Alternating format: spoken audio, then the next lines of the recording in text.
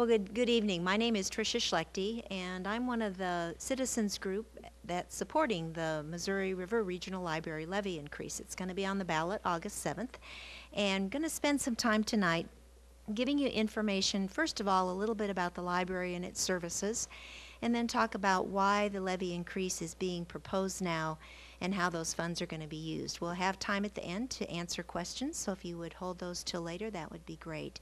But we'll just go ahead and get started. And you know, when one thinks of the Missouri River Regional Library, I think oftentimes people think of the buildings, the main building on Adams Street, just a few blocks away, or the branch in Lynn. But the Missouri River Regional Library is much, much more than books, much more than a building with books. For all of the people that have been laid off from their jobs, that need to seek jobs via the computer and apply for jobs online, they can utilize the Library Computer Center at no charge. We also have a teen zone where teenagers are able to come to a safe place to just kind of relax a little bit, but also check out and see what's new on the shelves, or check out a CD or a film DVD as well. We also have we do sponsor many different programs. For example, this is the Reading Buddy program, where there are teenagers from our community that mentor school-age children, grade school children, to improve their reading skills. And they meet through the summer, and the program is really has a good success. We have increasing numbers of both the teen volunteers and the children who are participating in the program. And it is a great opportunity for teenagers then also to give back to the community as well. We also bring authors to the community, and in the past few years there have been authors of both children's books and adult books that have been to the library and have talked about their writing of their books, and then spent time also at schools talking about writing as well. The library plays a vital role, I think, in the Jefferson City and Cole and Osage County communities. Everyone has access to the library and its services. It benefits the area's workforce by serving as an entry point for new technology. And again, with the recession and the job losses that have been prevalent the last few years, that computer center has been an incredibly important place for individuals to be able to use that to seek and apply for jobs. The library also plays an important role in promoting early childhood development and literacy skills. You'll see one of the programs highlighted there. And also, it brings people of all ages, races, and economic backgrounds together. And it can expand our awareness beyond mid-Missouri. The slide that you see here is the art gallery, which is in the community room on the second floor, and that has rotating art exhibits displayed on a regular basis. You know, sometimes we hear that libraries are outdated concepts, especially in this age of technology, especially the rapid developing technology that changes so quickly. The truth is, though, that the need remains, and the services that are needed are just different from what they were when all information was available in books. But because those services are constantly changing, libraries have to adapt to those different types of technology. This is an example of one of the computer classes that the library offers, and not only is it just to use the hardware, the computer itself, but it also provides training sometimes for the type of software programs as well. I wanted to share some information about the library statistics, and more than 46,000 people in Cole and Osage County have a library card, which is it's about 52% of our friends and neighbors. And in 2011, they visited the library over 340,000 times and checked out over 712,000 items. And those figures, those checkout figures and those figures of visitors, include both the library here in Jeff City, in Lynn, and also then the bookmobile. And the bookmobile itself served over 12,000 people. And the bookmobile stops at rural areas in both Cole and Osage County for those schools and then also for individuals who don't have transportation to come to either the Jefferson City or the Lynn branch. You know, the library is a busy place, as those figures indicate, and there's also sometimes a myth out there that because the library is busier, we must be getting more money because there are more people coming in. Unfortunately, the library funding isn't based on the number of individuals that visit or on demand. 95% of our library's funding comes from the property tax. The other 5% is made up of the copy fees that we charge for copies to be made, fees if books are overdue. We do receive some state funding from grants, and then we also have funding with the book sale that we have with the ABLE literacy group as well. That makes up the other 5% of funding. There's also a myth that libraries have, you know, because now there are e-readers and other internet-based technology, that libraries can downsize and they don't really need to be as big as they've been before. But the reality is that there are electronic formats for all those new types of books, and they still need to be purchased, as well as databases that allow searches for journals and magazines. And plus, you need trained and qualified staff to keep pace with those technological advances. In the first 4 months of 2012, we had a 42% increase in demand for the ebooks that are now of interest to individuals. So a lot of ebooks being downloaded through the library as well. I want to share now why we're talking about a levy increase now, and just a little bit of history here. The 20-cent levy that the library has been working with was passed in the mid-1960s. In 1964 in Cole County and 1966 in Osage County. And that tax is a maximum tax, and it's based on the $100 of the assessed value of a residential or business or personal property. And I want to share that the library's been a good steward of those funds for those over 40 years, never spending beyond its means. The building that was constructed in 1974 was paid for in cash. I think that's probably unheard of back then or even now. In addition to that, the renovations that were completed and done in 2007, 2008, they were also paid for. There was no debt incurred for that. And the grants also assist with our funding, and the ability to meet those needs. When you think about the mid-1960s, think about your homes back in the mid-1960s, if you were alive by then, actually, if you were born by then.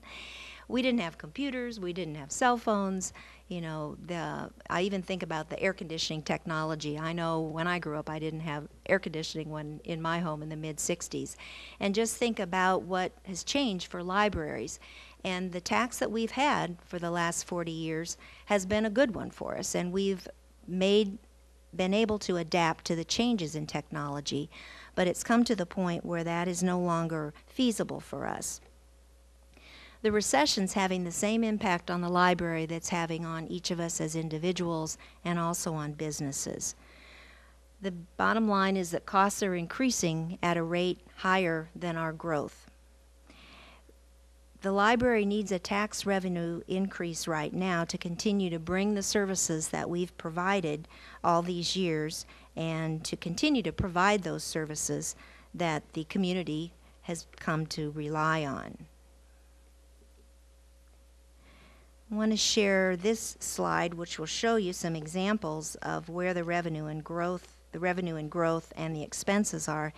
You'll see that our average growth for the time period 2007 to 2011 was 3%. That was the average growth. In 2012, that dropped to 1.41%.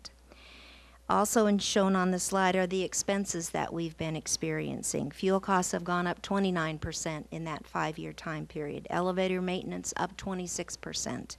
Our utilities up 23%. Books 9%. And our health insurance costs have been rising about 9% annually.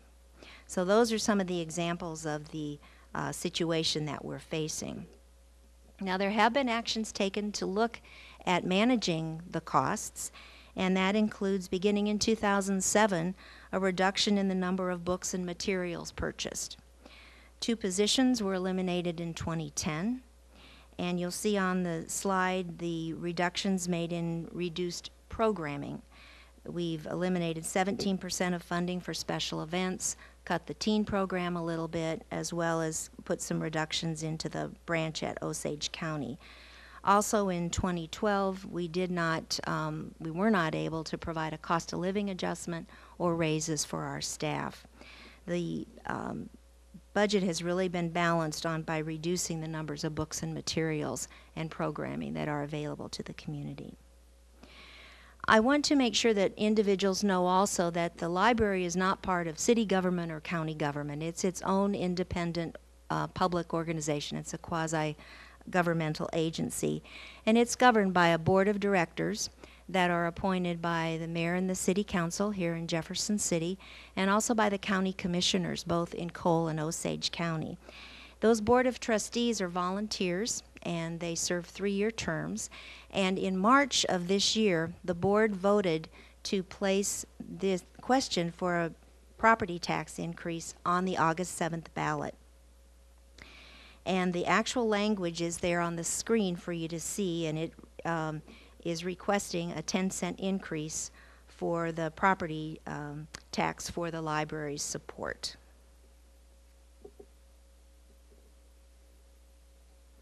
To give you a sense as to how much that would impact an individual, we have an example here of a home or a business with a market value of $100,000. And you'll see that with the current 20-cent levy, a homeowner right now pays $38 a year in property tax towards the library. If that's increased by 10 cents, that will increase for that individual up to $57 or $19 more. And the business example is there as well. That's a $30 increase. And again, just a reminder that the tax is based on the assessed value of a home, not the market value. And in our example there, a home with a market value of $100,000 is assessed, the taxes are assessed at the $19,000. So that's the impact that an individual would have, and you can go up or down for that depending on the status of your home or your business. So if those funds are approved by the voters, the plans for using those, and these are just some of the highlights, there are a lot more details on our website, but first of all, one of the things that we need to do is really look at the infrastructure of the main facility on Adams Street. We need to replace and upgrade, first of all, the heating and cooling system. It's original to the building, and it's one of those, whether it's off, or if it's on heat, it's heating, and if it's on air conditioning, it's air conditioning. You can't flip it back and forth like you can with your home system. And it's becoming more expensive to maintain, and I just keep hoping that it keeps working with these with this heat wave that we have, because the library is a cooling center for this community, a place of refuge for those individuals that don't have air conditioning in their home. In addition to that, our elevators are also original to the 1974 building, and they do pass inspection every year, but again, because they're aging, they're getting more expensive to repair, and also they would not, if you installed that elevator today, it would not meet code, so we really need to address that. Our front doors are also original to the building, and so they sometimes stick open or they'll fall off the tracks, again, because they're aging, the expense in maintenance is increasing. And we'd also look to update and improve our restroom facilities. We also would like to expand hours at the Osage County branch. Right now, that branch is closed on Sunday and Monday, and it's only open after 5, 2 days a week, on Tuesday and Thursday till 7 p.m. So the individuals that live near Lynn and could use that facility, they're only able to use it after work on 2 days a week. And we'd really like to expand that to give them better access for hours. In addition, we'd use those funds to expand service to rural areas. Now, we do have the bookmobile, and there are a number of stops, but We would like to we'd like to increase those stops for the bookmobile, but we also would like to better serve the rural areas with what we call a branch in a box. And that actually, I have a picture of one. You can see that. I think of it as kind of a giant ATM, only it dispenses books.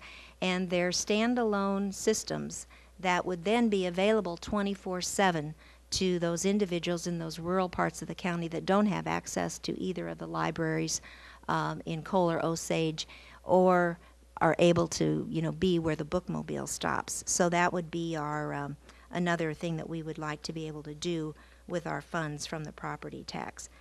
And people could access that 24/7. We also would like to restore the level of our purchases of books and materials and programming back to the level that existed in 2007 when we started taking cuts. And also would like to expand the different types of programming for all ages. I think a lot of times maybe individuals begin using the library when they have children, but there are a lot of programs and opportunities for adults as well, and we would like to address that too. The library is a safe and stimulating educational environment where learning something new can be fun and exciting both for children and adults. The slides you see here just give you a little bit of an example. We've got a Dr. Seuss story time. You'll see an ad for Capital Read. That's the annual campaign where we read one book for the whole community, and the authors generally come in and meet with individuals as well as schools. And then we have an art exhibit displayed there, and then one of our children's programs as well. That was Kids in Power demonstration. Looks like they're exercising there. So that is just a really brief overview of a little bit about the library and its services, and also why we are seeking the levy increase now. And we have materials at the front. If you're not familiar with the library, we have programs, the summer programs for the adults, teens, and children. There are so many that we had to break them up into 3 separate calendars. And we also have information on the levy increase as well. If you want to get more information, our website is www.supportmrl, that's supportmrl.org. And if you don't have access to a computer and can't get to the library to use the computer center, there's also a phone number there, 635-2004, if you want to call for more information. So I'd like to open it up to questions and comments if anyone has those.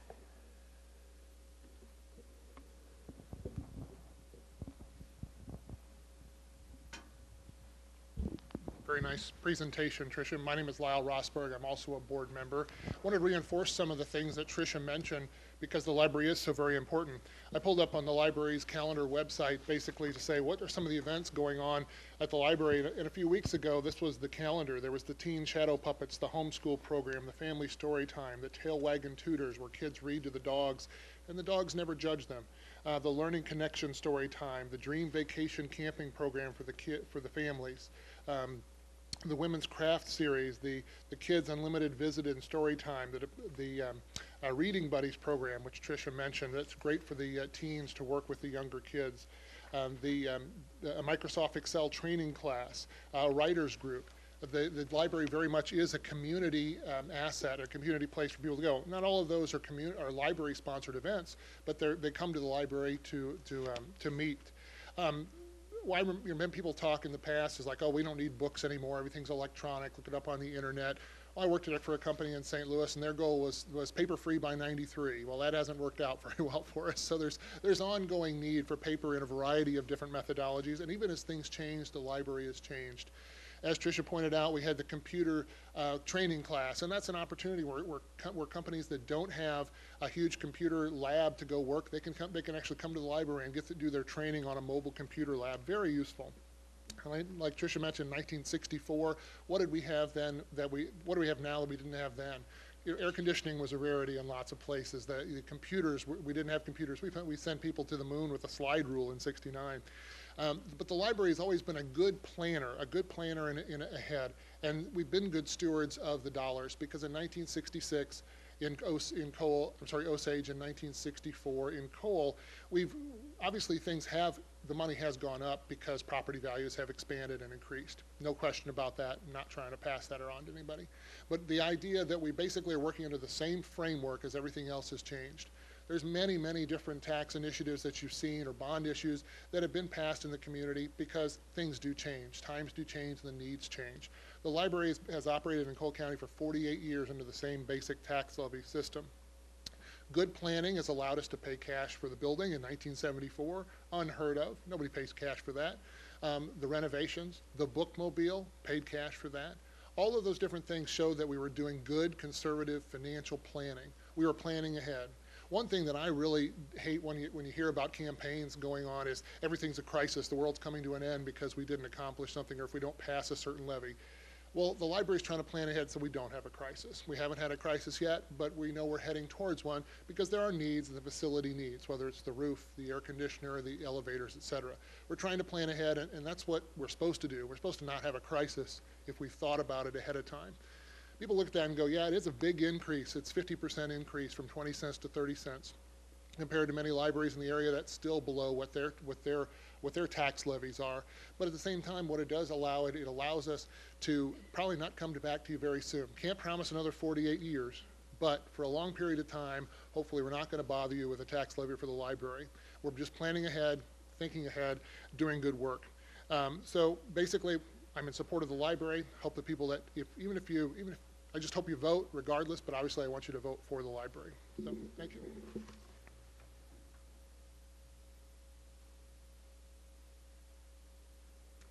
If you have any questions, we'd be happy to respond to. All right, well, again, thanks everyone for coming, and again, we encourage your support on August 7th. Vote yes on question A. Thank you very much.